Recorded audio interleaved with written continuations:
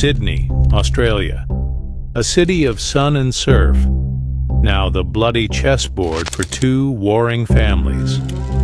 For over a decade, the Hamzis and the Alamedines have waged a relentless war, a vendetta fueled by drugs, power, and an unquenchable thirst for revenge. Who are these clans, and why has their war bled a city dry, leaving a trail of fear and bodies that seems to have no end? The persistence and public brutality of this war speak not only to the clan's ferocity, but also to a constant defiance of authority. The streets of western and southwestern Sydney have become synonymous with fear. Here, the names Hamzi and Alamedine are whispered with dread.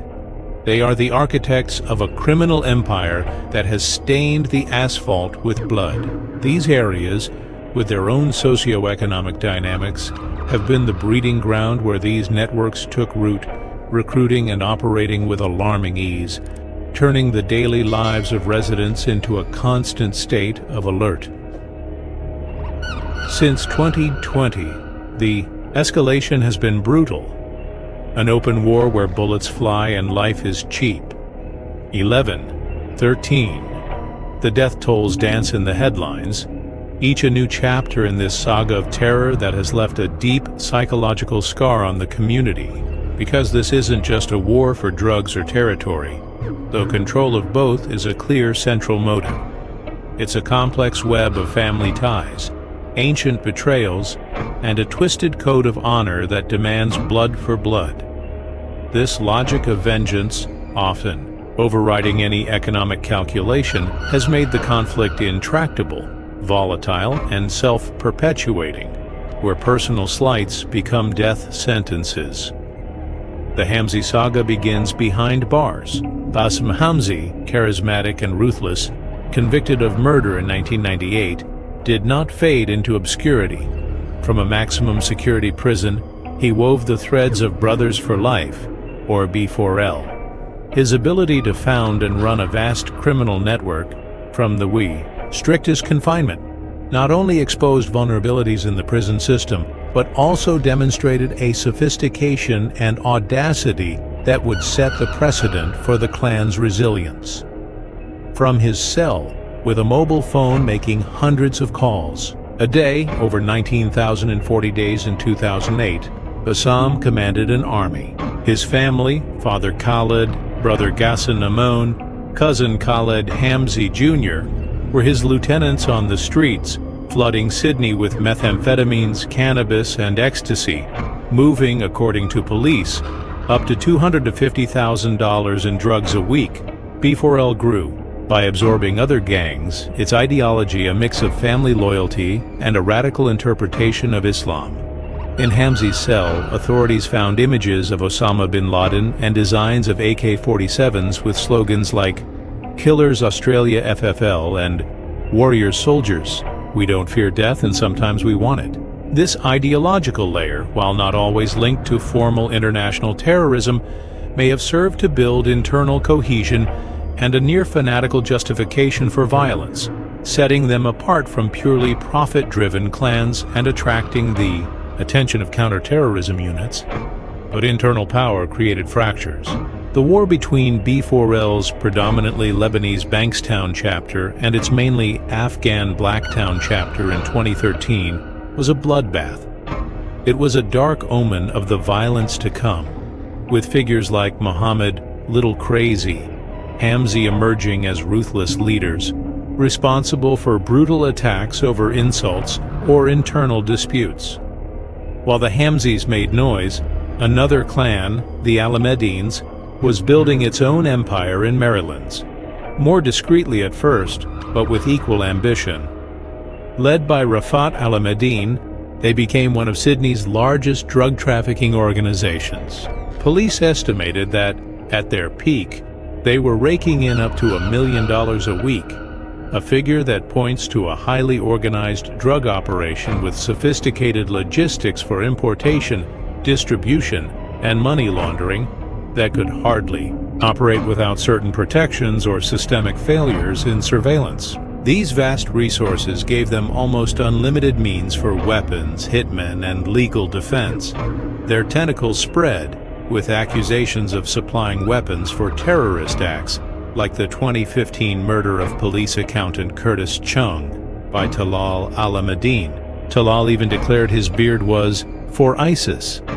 Another member, Bilal al-Ahmadine, reportedly tried to travel to Syria in 2015 to join ISIS, and court documents from 2022 revealed that group members were downloading and watching ISIS promotional videos that encouraged terrorist acts. Tensions with the Hamzis were not new. Back in the 90s, a marriage between Majida Hamzi, Bassum's sister, and an al-Ahmadine, against the wishes of the Hamzi patriarch Khalid, sowed the first seeds of discord. A family slight that, decades later, would find a bloody echo. The fact that this union, which Bassum Hamzi refused to attend, is still mentioned as a point of friction underscores how personal disputes, magnified by a clan culture where family honor is paramount, can fester for generations and be invoked to justify hostilities, adding a layer of irrationality to feuds over power and money. October 2020. The fragile balance, if one ever existed, shatters.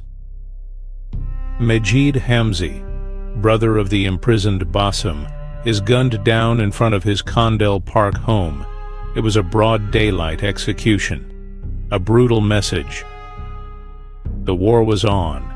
There has been speculation that a massive cocaine theft, possibly linked to the Comancheros bikie gang, with whom the al-Ahmadines allied to control drug trafficking, may have been one of the sparks, though the exact motivations are a complex web of power, money, and old grudges. The response was swift. Violence erupted with terrifying ferocity, in a spiral of assassinations that demonstrated a deliberate attempt not only to eliminate rivals, but to terrorize and inflict maximum psychological pain on the enemy clan. In January 2021, Mustafa Naman, an innocent 29-year-old father, was murdered in a Hurstville parking lot. A tragic case of mistaken identity.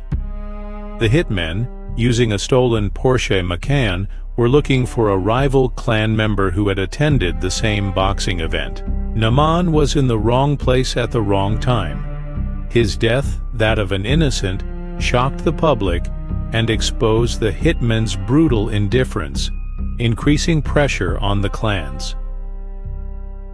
June 2021. Bilal Hamzi, Bassum's cousin, is hunted down in Sydney's financial heart. As he dined at a high-end restaurant on Bridge Street, near the Australian Stock Exchange, bullets found him. A black Audi, later found torched, a recurring and sophisticated tactic to destroy evidence, was the assassin's getaway car. The audacity of the attack stunned the city. Bilal had been warned by police that his life was in danger. October 2021. Death strikes twice in Guildford. 64-year-old Tufik Hamza and his son Salim, just 18, are executed as they sat in their red utility truck outside their rented home. They were distant relatives of the main clan, but they carried the cursed surname. The brutality made no distinction. January 2022. Ghassan Amoun, another of Bassum Hamzi's brothers, age 35, is next. Despite police warnings that he was a target, Amoun was shot and killed in his BMW in South Wentworthville on his way to a laser hair removal appointment. The hitmen were waiting for him. A stolen Mini Cooper, later set on fire, was their escape route. Every murder was a statement. Every body a notch on the clan's belts. The streets became a battlefield. The residents terrified witnesses to a war that seemed to have no end. "It's just daily life now," one neighbor said. The fear was palpable. Faced with escalating violence, the Nesuo police force did not stand idle. Massive operations were launched. Strike Force Hawk, Task Force Erebus, and the feared Raptor Squad intensified their pressure. Operation Hawk 2022, for example, deployed over 600 officers, conducting hundreds of searches, bail checks, and high-visibility patrols, resulting in 115 arrests and the seizure of weapons, drugs, and over $100,000 cash in just 2 days. Raids, arrests by the hundreds, and million-dollar seizures of drugs, weapons, and cash followed. In May 2022, Commissioner Karen Webb declared they had cut the head off the snake of the Alameda network after a series of 29 raids resulted in 18 arrests from their dial-a-dealer network. These optimistic statements, however, clashed with the reality of highly resilient criminal networks, capable of quickly replacing fallen members or having decentralized leadership structures that made them difficult to dismantle completely. New and controversial laws were implemented, like the Drug Supply Prohibition Orders, DSPO, allowing police to search former convicts without a warrant. These measures, based on the perceived success of firearm prohibition orders, were criticized by some as a form of double punishment and for their potential for abuse and ethnic profiling, which could undermine community trust in the police if seen as unjust. But the challenges were enormous. The clans used encrypted communications, and the wall of silence, a code of non-cooperation with police, remained a formidable obstacle. As one officer admitted, "We need the right people to help us." Furthermore, the internationalization of the conflict became clear. Key figures like Masoud Zakaria of the Alamedine network fled overseas, eventually being captured in Turkey in 2023 after an international manhunt involving the AFP. Rafat Alamedine, the alleged clan leader, is also believed to have been in Lebanon since 2021, with arrest warrants for conspiring to murder Ibrahim Hamza and for the double murder of Tufik and Salim Hamza. This proved that fighting these clans required robust global police cooperation.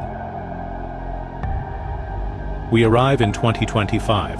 Bassem Hamzi, the founder of B4L, remains an influential figure from Goulburn prison. Despite a new drug trafficking conviction in February 2025, coordinated through coded phone calls from jail and living in extreme isolation, up to 20 hours a day alone in a tiny cell with limited and strictly controlled interactions, his legend and, possibly, his orders still echo. His ability to continue offending from the most severe confinement highlights the extreme difficulty of neutralizing these leaders.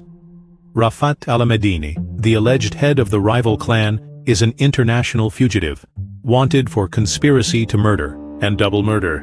He is believed to be operating from Lebanon. His physical absence does not mean the end of his empire. His influence, like Hamzi's, seems to transcend his physical presence, keeping his support networks functional. The war has spread. In 2024, B4L established chapters in Melbourne and Adelaide, a possible crime franchise strategy to seek new markets or escape the pressure in Sydney. Violence soon followed.